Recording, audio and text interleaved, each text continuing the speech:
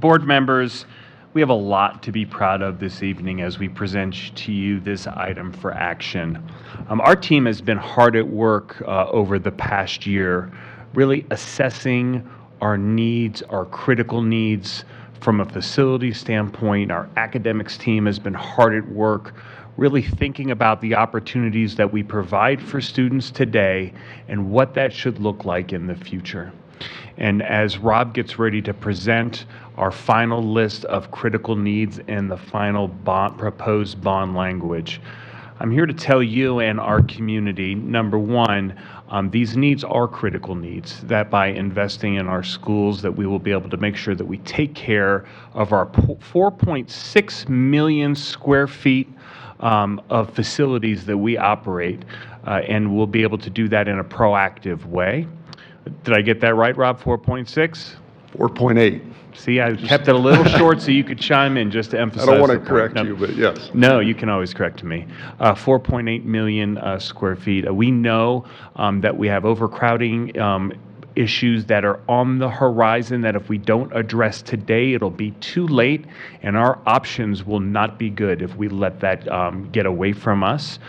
We know and understand the importance of career and technical education as a key component to our Grad Plus initiative, a key and important aspect of building the workforce here in Boulder County, and helping kids reach their goals and soar, as we've stated in our All Together for All Students strategic plan.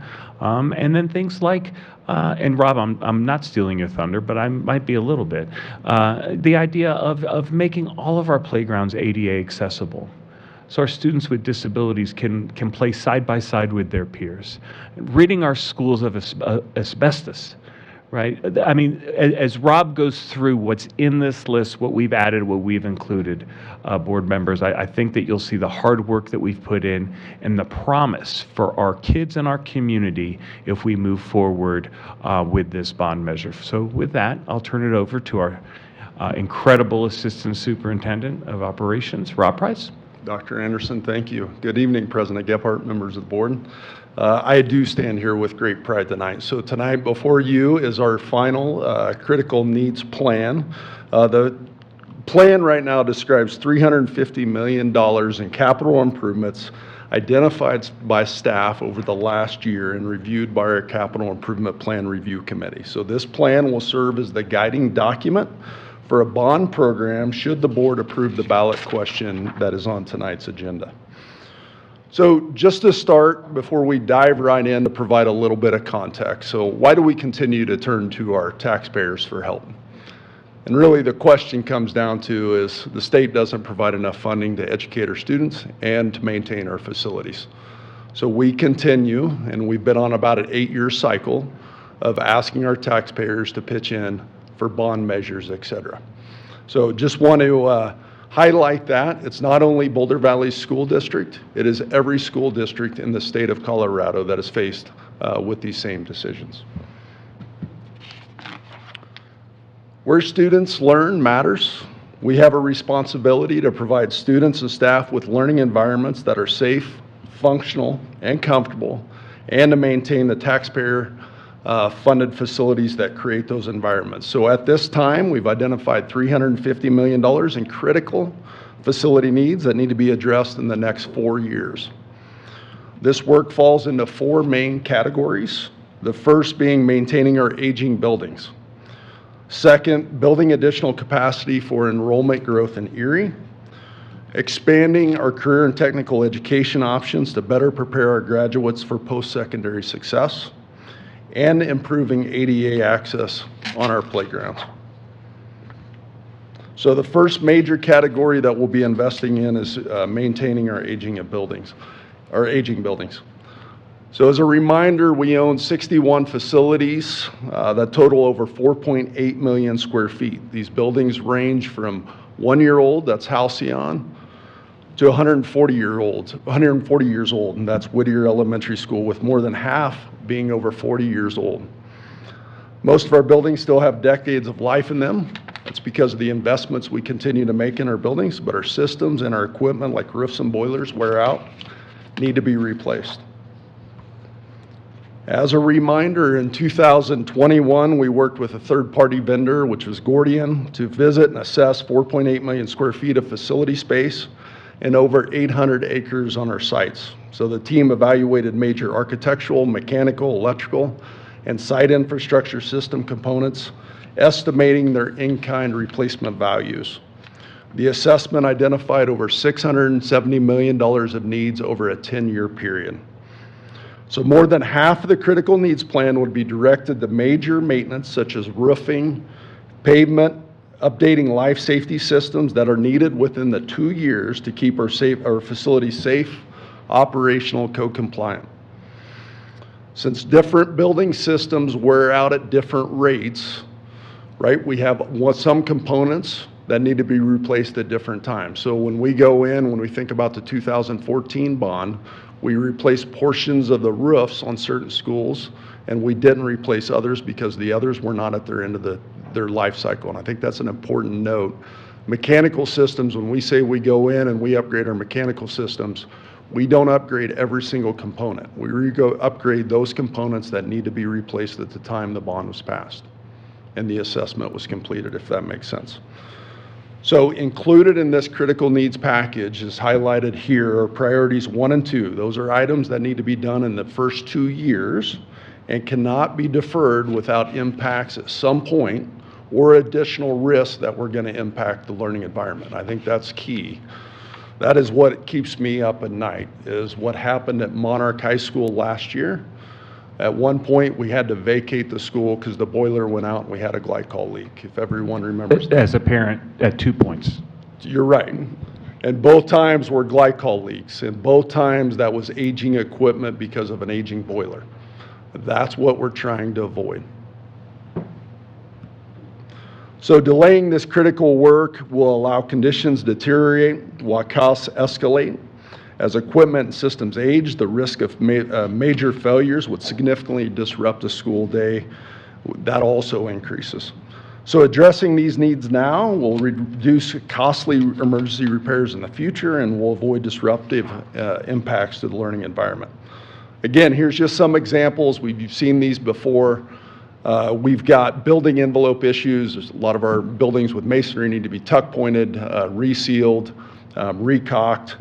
We have a significant amount of site paving issues, synthetic turf fields that need to be replaced, ADA issues that need to be resolved within our sites.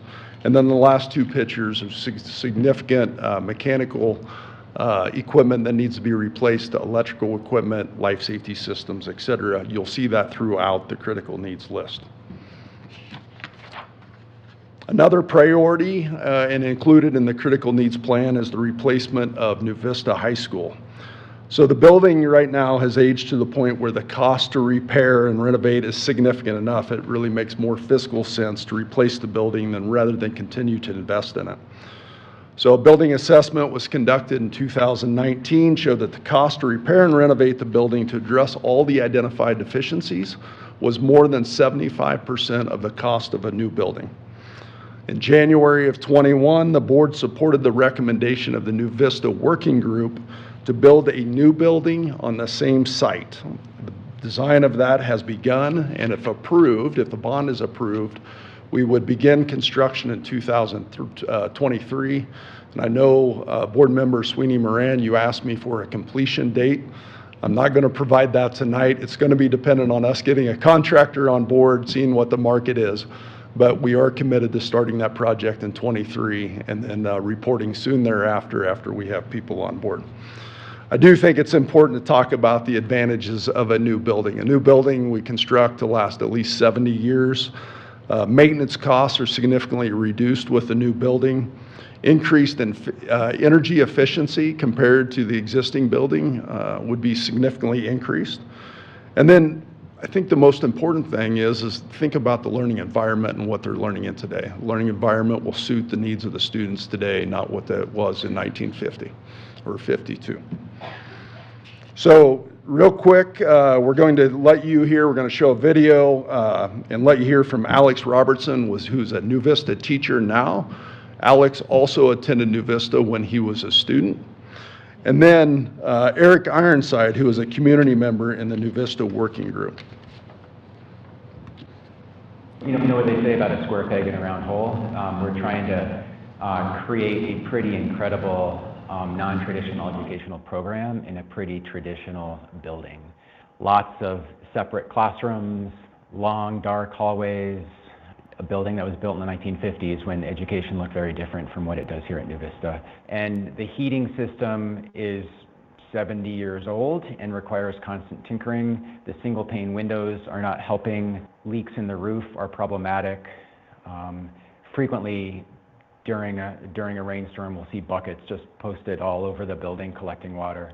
We considered a whole bunch of options. I mean, we considered rebuilding the school, we considered fixing up what we had, and everything in between. There's just so much wrong with this old building, and that there's so much needs as far as, you know, the remediation and just the way that the foundation is subsiding and all of that kind of stuff, that the best thing to do for the students and financially was to build a new building. I mean, there just was no way that you could renovate this building and have it make sense going out, you know, 5, 10, 15 years. I mean, it was a waste of money to try to fix what we have here and have it make any sort of sense on a return on investment. In addition to these major maintenance projects, there are also projects to expand access to our playgrounds and continue to remove the amount of hazardous materials that we have in our building. So as you can see from this photo, the intent is to remove the engineered wood fiber, the wood chips at some of our schools and replace it with a rubberized surface where children of all abilities can play. Although we are talking about facilities tonight, and we continue to talk about facilities, let's remember the reason we continue to invest in our aging buildings. So, as a reminder, our staff and students will benefit from, and never more important than the last 2 years, was our improved indoor air quality. I think the investments we made through the 2014 bond set us up to bring in enough fresh air to combat the COVID virus as we were learning in our classrooms. The reduced risk of disruption in the school day from equipment failures, increased safety. I want to talk about this a second. We made significant improvements and made a great headway in the 2014 bond when we put in our secure vestibules. We put intrusion detection systems. We compartmentalized our buildings. In this bond, we're talking about life safety systems, fire alarm systems, fire suppression systems, making sure that our intercom systems, our public address systems are upgraded. Never more important than during emergency that you depend on those types of systems. So we'll be investing a significant amount, making sure that those systems are updated. And then I think Dan Ryan says it best. It sends a message, and the message is that our students matter, and our students deserve this.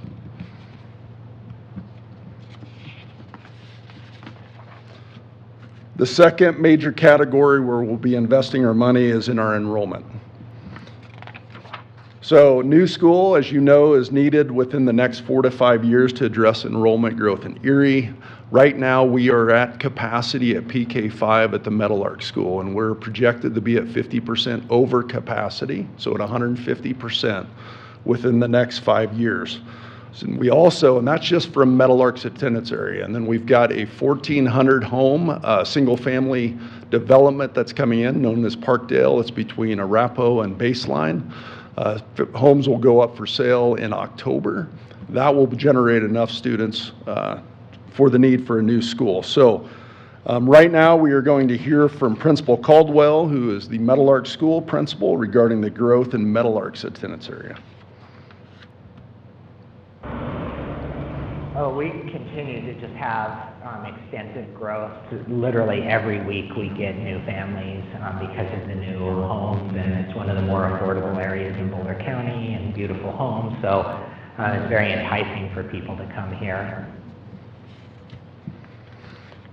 We don't want to wait until all schools are overcrowded and learning is impacted. I think that's the key here. So we can always combat this with a large number of portables, but it's not the conducive learning environment that we've all strived for. So it is clear, very, very clear, that permanent capacity is needed in the area long term. The third major category we'll be investing in is career and technical education. So earlier this year, community leaders gathered to discuss how to improve Colorado's K-12 education system. Our community expects public education to provide opportunities that allow every child to succeed. Employers want education aligned with our workforce needs. We've recognized, Dr. Anderson and staff have recognized that we must continue to do more to meet this challenge. I love this photo because none of our spaces in our buildings look like this. When I think about some of our buildings that were built in 1882, like Whittier or Boulder High, built in the 1930s, education's changed, but the educational environment has not changed. Not sure we should all be proud of that. But we do know that the future of work will continue to evolve. And according to a report authored by the Institute for the Future, 85% of the jobs that exist in 2030 haven't even been thought of today. I think that's an amazing stat. So in a rapidly changing world, our students need learning environments that go beyond the traditional classroom environment, and that's something that we have not provided. So we recently introduced the Grad Plus framework, which will provide the extra credentials that graduates need for the changing dynamics of the world in post-secondary education and work.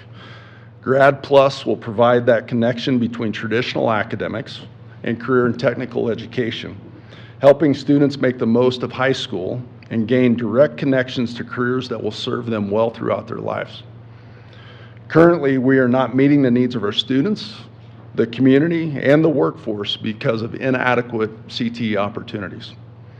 Each year, we have more students interested in these courses than we are able to serve, and that's due to a lack of space and a lack of programming.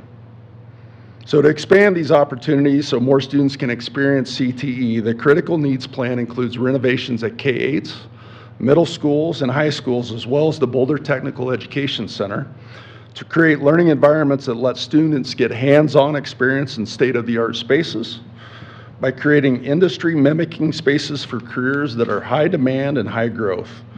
BVSD will be poised to build intentional pathways in areas such as cybersecurity, biomedical science, creative media production, computer science, engineering, healthcare, culinary arts, and more. So the next step will be to ensure these new learning environments meet the needs of our students and our community. So we will engage in a collaborative process that includes local employers, school leaders and faculty, students and parents, and community members. The process will be informed by existing and future input from community or from students and families regarding career pathways, discussions with local industry partners about collaborative programming, and ideas from district leaders, principals, and faculty about the feasibility and the appropriateness for where to locate various programs. There will be opportunities for communities to participate in the conversation as well. From this collaborative process, we will determine what programs need to be offered and where it makes the most sense for them to be located. Some pathway programs can feasibly be implemented at some or all of our high schools, while other programs need to be located at Boulder Tech just due to their large space requirements, intensive equipment, etc. So when projects move into the design phase, school design advisory teams will work with the architects to guide what the renovations will look like at each school. So all of the capital improvements that we've discussed tonight will protect taxpayer investments and make a significant positive impact to the learning environments of our students today and far into the future. We continue to believe in the value of listening to community voices to guide our work. This spring, as you know, we had a 23-member capital improvement plan review committee composed of teachers, parents, and community members. They met with staff to review our identified needs and provide their perspectives and feedback. Extremely valuable as you're looking at this plan tonight. If we are able to move forward, a stakeholder committee will provide oversight of the program. That's our Citizens Bond Oversight Committee. And then we will move into our design advisory teams that work with the architects, work with the school community to make sure we're meeting the intent of the master plan. So here is the final detailed list of the critical needs. I'm going to walk through these. So $160 million will go to Facility improvements and completing priorities items 1 and 2. So that's major maintenance and facility improvements. $36 million plus the proceeds from the 2014 bond will go to construct a new school for New Vista on the same site. $8.4 million will go to removing hazardous materials in our buildings. $40.9 million will go to constructing a new school to address enrollment growth in Erie. $22 million will be to expand CTE opportunities at our secondary schools, that's K-8s, middles, and high schools. $21.4 million will go to renovate Boulder Tech Center. $845,000 will be to construct a culinary teaching center for career and technical education. $6.8 million to improve ADA accessibility on some of our playgrounds, not all. $44.5 million for inflation, and then $8.5 million will be reserved for the entire program. That totals to $350 million. Another way to look how the money will be spent, 54% will go to major maintenance and facility improvements. Almost 14% will go towards constructing a new school in Erie, 12% to New Vista, 15% expanding career and technical education, and 5% to address ADA accessibility on our playgrounds and removing asbestos materials. I do want to point out the $350 million tax increase would be approximately $983 a month for a home valued at $600,000. If your home is valued at $1.2 million, your increase would be approximately $20 a month. For a business, it is $80 per month for a business for each $1 million of non-residential property value. Just want to leave you with a couple closing thoughts. The critical needs plan we are bringing to you tonight is both responsible and aspirational. Major maintenance and facility improvements allow us to continue to provide safe, comfortable learning environments. We will reduce the presence of hazardous materials in our buildings, make it easier for all of our kids to play and exercise on our playgrounds. This work is also intended to extend the useful life of our buildings. The proposed renovations in career and technical education aspire to build a stronger bridge between education and the worlds of work and college so that our graduates are fully prepared when they leave Boulder Valley School District. At this time, I just want to say that wraps up the presentation. I want to just extend a special thanks to our Capital Improvement Plan Review Committee for the time they put into this, our New Vista Working Group Committee that put several hours, even months into the decision on what to do out there. I want to thank our entire maintenance department. They put in a lot of time with the facility assessments, organizing, prioritizing needs, our instructional leadership to work through the CTE needs that are defined in this plan. Susan Cousins has been amazing as we've been putting this report together, and thank you, Dr. Anderson, for your leadership and commitment to this work. And with that, President Gebhardt, I will turn it back over to you. Thanks, Rob. It's super exciting. Anyway, let's start with any board questions. Stacy? Yes, thank you. So much work has gone into this, and it's really exciting to see it come to this presentation. Where will the Culinary Center be located? The Culinary Center will be located in the central kitchen, so we've shelled out the space when we constructed it a few years ago. So this would build out that space, and then Boulder Tech students would be able to utilize it. Great. Thank you. Yep. Just a couple comments. As long as I've been on the board, we've been talking about New Vista, so I'm excited that it's going to happen. And I also just want to say, this isn't just some random high school that is old.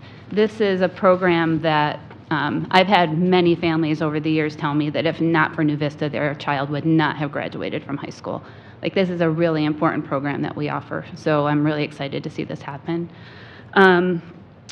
Also excited about the playground upgrades. Again, ever since I've been involved in the district, we've always been talking about the playground, so that's good too. And then just lastly, I've been around long enough to know what it was like before Meadowlark was built, and we don't want to get back to that spot. The schools in Lafayette were so overcrowded, and we just don't want to go. We can't go back to that. That would be very difficult. So thank you again. Thank you. Lisa? Yeah, I don't think I have any questions. I think I've asked them all over the course of the time we've been doing this, but I did just want to echo Stacy. I think you summarized perfectly all the reasons why this bond is important, and add, any of you who watch these meetings have probably heard Kathy and I joke about the fact that the building New Vista is currently in was old when she and I each went to school in it, so I think the degree of oldness is almost difficult to understand if you haven't walked through it. And similar to what Stacy said, New Vista came about when I was in high school, Boulder High. I had lots of friends who went there in the first few years, and it certainly made a difference. We have kids who would have ended up with GEDs or without anything at all absent New Vista. So it's a remarkable program, and I'm so excited we can support it. Richard? Thank you, Rob. Great presentation, and I ditto everything that both Lisa and Stacy have said. I just want to let you know that my daughter graduated from New Vista when it was at Paddock. So you can see that New Vista has been kind of bumping around a little bit, New Vista started at the primary school at University Hill. It was a preschool, and they had to renovate that so they could fit in some high schoolers in there. And went to Paddock and then Baseline, and boy, it's about time. And I appreciate your presentation. Thank you.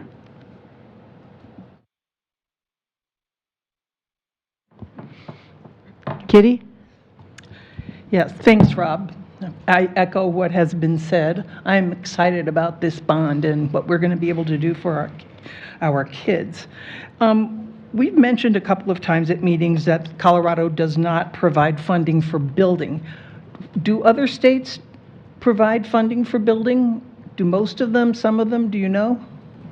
Yes, I do know that other states do that. The state to the north of us actually provides funding from the state to fund the construction and renovation of their buildings. Now, how many states actually do that, I don't know the exact number, but I do know other states do that. Okay. Yep.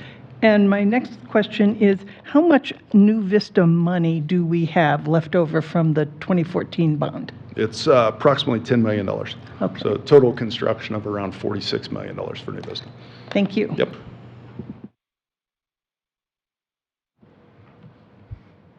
Beth or Nicole? Go ahead, Nicole. I just wanted to say thank you to our district staff for working hard to provide a bunch of additional detailed information on how we intend to use these bond funds. Many of you know I've been struggling with my feelings around this bond, but the details you were able to provide have really moved my thinking, and I think will help move the thinking of the members of our community. And my concerns were really around the number of potential ballot measures that might increase taxes for folks, the current economic conditions, and concerns around declining enrollment. But I really agree that we need to address some of these critical needs in our facilities and the growth in Erie. And I'm really excited to hear that we're building flexible spaces that not only will address the current needs, but needs that might occur in the future, and that we're using a body of evidence and a bunch of input to get there. By providing these opportunities and these spaces for our students, we're not only improve their outcomes, but really improve the outcomes for our community as itself. I still struggle and wrestle with the idea of building a new school in an area of declining enrollment, but that won't let me get in the way of approving this bond, and I really hope it doesn't for our community members as well. Beth? Similar to Lisa, I don't have any questions. I really appreciate all the work and the information you provided. I did want to make a couple comments as we move forward here. I, too, am very excited about this bond. I'm thrilled to imagine how our facilities will support our CTE programs, and the special educator in me is really happy to hear about the ongoing discussion of ADA accessibility for students with disabilities. I really believe in the work of the staff we have in place. But maybe even more importantly than that, you touched on it in your presentation too, I think we have the community voice involved to get this right. So I hope that that the community will continue to engage with us. I just really appreciate all the work the team has done.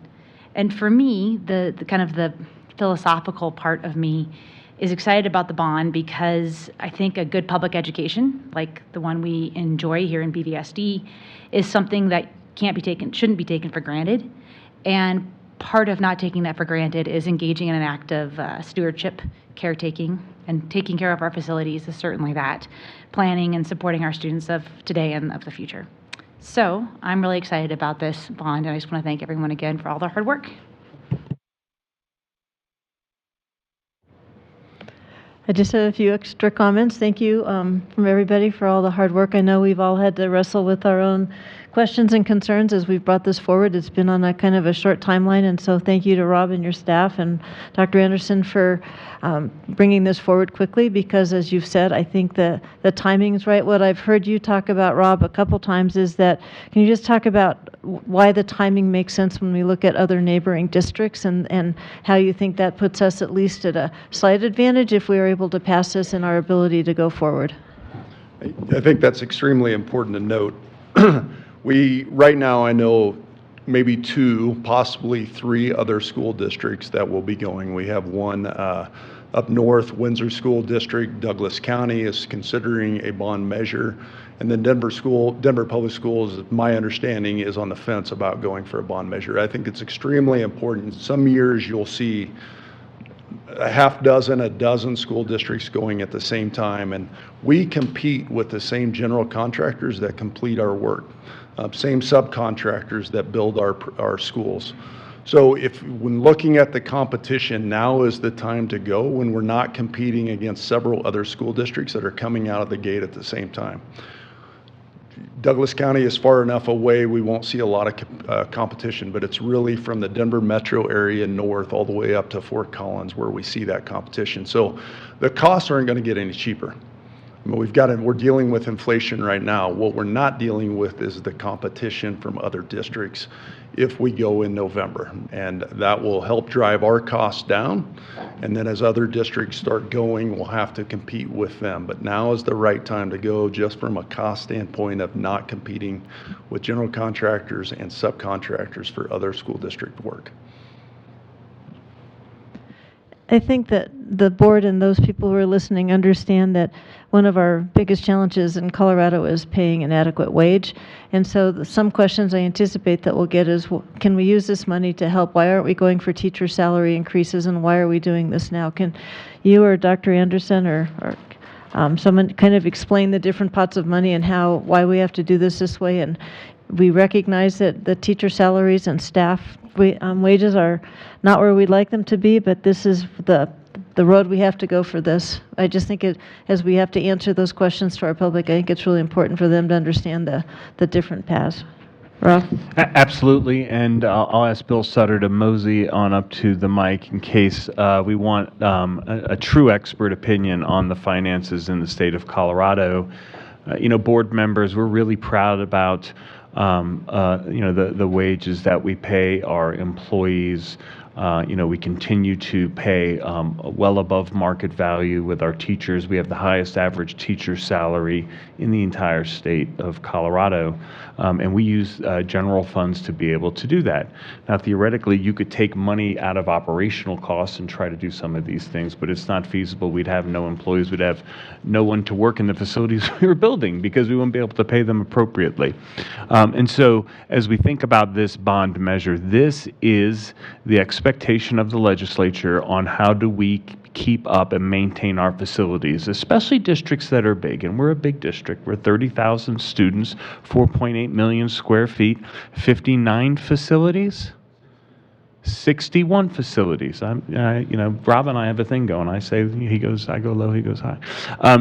So this is the way that in Colorado you maintain your facilities and you provide the right learning spaces for the things you're trying to do for students. And so there are other opportunities that other districts could go for in regards to other like mill levy overrides and things of that nature. I don't know if you want me to get into that, Kathy, but this bond measure is for the facilities. These are one-time expenditures. We're not spending this money for ongoing expenditures. We're going to take care of our facilities. Now, I will say that when you upkeep your facilities, it drives down operational costs, which we can take those dollars back and drive those dollars to salaries and to the critical needs so we can support our students and our employees. Bill, do you have anything to add? You did say one thing, Rob, that maybe Bill can elaborate on, which is we could take general fund dollars and put them into facilities, but then we'd have less money to pay our staff. But we can't take the bond money and put it into staff. So if you could just talk about that for a second. So these dollars are dedicated dollars, and they're not dollars that we can spend on staff. Correct. It's a one-way street, so to speak, of being able to use operating funds to build something or make a major capital investment versus these bond funds, which are very specific, regulated by federal and state rules and laws. It might be lost on some people that we actually do spend millions of dollars per year on maintenance of our buildings. It's not that the term maintenance kind of gets put out there sometimes that these dollars are being used for maintenance of our buildings, these bond dollars. But these are major capital investments. These are not run down to Home Depot for a little spackle and paint and fix things up. These are, multi-$100,000, $1 million investments in things, roofs, boilers, parking lots, things like that. So it's not, if you were to take those operational dollars and spend them on these very expensive, very large projects, you would be dipping into a significant portion of operating dollars to be able to fix them on an ongoing basis. That was my next question, was we do spend general fund dollars for general maintenance, but not for these bigger ticket items. So I don't want people to think we aren't trying to take care of our facilities within our existing budget, but for the bigger ticket items, we need to go for a bond. Is that a fair statement? Yeah. And can you, in like 2 minutes or less, explain the operational and technology mill, because that has come up a couple times for questions, and just how we're using those dollars and why we still need to do the bond? Sure. The operations and technology mill levy that was passed in 2016 was an opportunity to shift some expenses out of the general fund, existing expenses out of the general fund and onto this new revenue stream that was authorized by the legislature. It was very clear and transparent at the time that we did that, both in the polling and reporting on the polling and the information that was shared, that those freed up resources in the general fund were going to support things like programs and staff compensation and materials. We are spending those dollars on technology, on maintenance, on operational costs. It was just existing dollars that were in the general fund, and it was a way to generate more resources for the district at the time. It is an option to go ask the voters for additional resources in that particular mill levy, but when you're talking about $40 million to build a building, the mechanism of a general obligation bond that spreads those costs over 30 years, you do pay more because of interest, as any mortgage for any homeowner would look like. If you were going to do that all at once, to go generate $40 million in a mill levy, you would have to spike property taxes for a very short period of time, a couple of years while you were doing that, and it would make a property tax bill that is fluctuating, when really our goal is to try to keep it as even as possible from year to year, absent changes in property values, of course. And for those who will be looking at their taxes going up, we go up, is it a $0.5 on the operational mill side because we have to get to 27? We're not quite there this year, but that's outside our control. But I just want to be upfront about any other increases that people might see on their tax bill. Correct. The general fund mill levy that supports the School Finance Act is going up by 0.8 and change, 8.3, something like that, mills as required by state statute. And then, of course, as property values have gone up, the property taxes, the rate is not necessarily changing on other things, but the property tax payment is likely to go up just because of increased values. But that'll be capped after this year. We'll be at 27. We'll be at 27 mills after this coming December, yeah. Thanks. Then I just have a couple of quick questions for Rob. Rob, can you remind us of the polling? Because I think we did some polling, and there's a slide on that. I know you've talked about it, but I think for people who are just now tuning in, it's just important to know that we've asked, and there seems to be pretty good support for this. And I don't remember the numbers right offhand, but we polled at 3 different levels. At $350 million, it polled at 60%. Drops a little bit if there's other tax measures on the ballot, and we know there will be. But right now, that's where we stood, 60%. And then can you just talk really briefly about how we've included all schools, including the charters, in the negotiations, and they'll be included in this package? Yeah, if you're looking through the critical needs list, you'll notice that all charters were assessed the same way throughout the entire district. When we hired Gordian come in and assess our facilities, we had them assess all of the charters in the schools. Their priorities, critical needs 1 and 2, their alignment with CTE has also been included within the critical needs plan. So you'll see that as you're thumbing through it. And I can't tell you how excited I am about the CTE piece to this. I think it's long overdue in Boulder, and I'm super excited to see us trying to thread that needle of what's a building-based CTE program and what's a site-based CTE program. And yep. I'm really excited to start working with our community to see how we do that and to see our students have additional opportunities that will really help. So I'm super excited about this. So thank you very much. So board members, are there any other questions before we take a vote? Is there a vote, a motion, please? Lisa?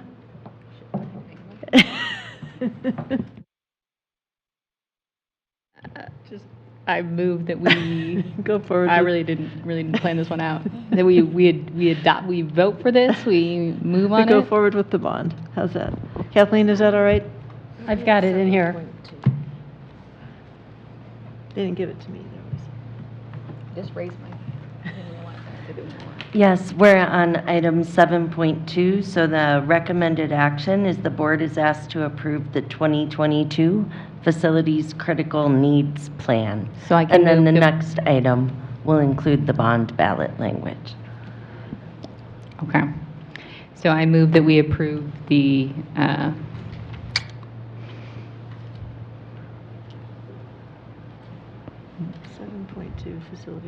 7.2 Facilities Critical Needs Plan. Thanks, Kathleen. Is there a second? Kitty, can you call the roll, Laura, please? Garcia? Yes. Gebhardt? Yes. Niznik? Yes. Rajpal? Yes. Sargent? Yes. Sweeney Moran? Yes. Zis? Yes. Motion passes. We will move on to 7.3, the 2022 bond ballot language. Dr. Anderson, who is leading that discussion? Is it? Okay. All right. Before you tonight is Resolution 22-24, which is our official notice of intent for the Boulder Valley School District to present a Tabor ballot issue in the coordinated November 8, 2022 general election. I do want to bring to your attention on page 2, which states the bond question, shall Boulder Valley School District RE2 debt be increased by $350 million with a repayment cost not to exceed $714 million? And shall district taxes be increased not more than $32 million annually by the issuance and payment of general obligation bonds, all for the purposes described in the district's critical needs list? I think that sentence right there is critical. So when you're reading through the other 4 bullet points, they're not as detailed as what the critical needs list. However, we do reference the critical needs list that was just approved by the Board of Education. So with that, I would turn it back over to any questions.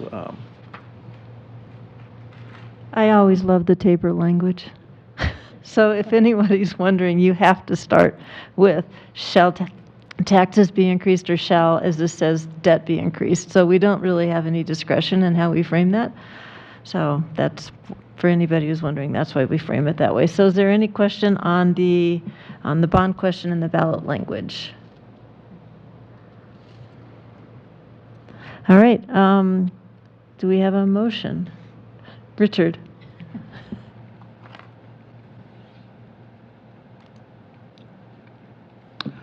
I move that we approve the 2022 bond ballot language. Is that good enough, Kathleen? Is that a good enough motion?